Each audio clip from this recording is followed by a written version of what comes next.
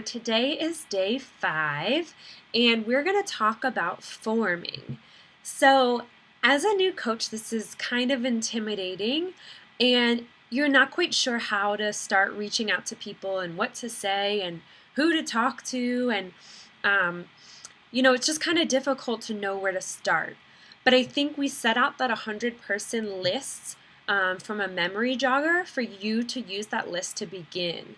And these are probably the most people that are most comfortable that you are talking to and that you're more open with, which is a great way to start because they're going to probably be talking to you or following you on social media and know what you're kind of starting or what you already have started as a challenger. So the biggest tips I can give you is to start off being interested, not interesting.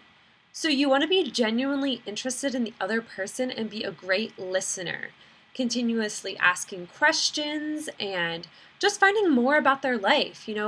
Act as if you ran into this person on the sidewalk in the city one day, just out of the blue. Like, what would you ask them? What would you be curious about in their life? And that's kind of just where you start, just with a genuine open heart and mind. One of the greatest tools that I learned, because it's so easy to word vomit when you are talking to people in the beginning, is to stick to 2 sentences and 1 question. And also, you probably want to keep that as your response, not 2 paragraphs long.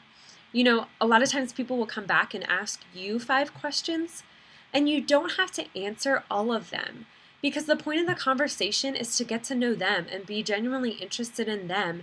And people like to talk about themselves, but sometimes you have to kind of get them more comfortable and open them up to the friendship that you once had before. So two sentences and 1 question is a great follow-up for you to get back with them. Like I said, just pretend that you're catching up with them on the street and it was like you're starting off from when you last saw them. I always like to start with a compliment because it kind of takes the walls down as to well, why is Danielle messaging me?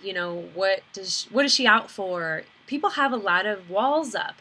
And so a compliment kind of just relaxes the conversation and gives you a way to get to know them and start back your conversation. So if they've been in a wedding or a bridal shower or had a baby, just compliment them. Go through their Facebook page and stalk a little before you start the conversation, and you'll find something to talk about and compliment them on. People love that, and that will kind of lead you into finding out what their daily life is, and do they like their job? Are they involved in anything outside of work? Do they find time for themselves?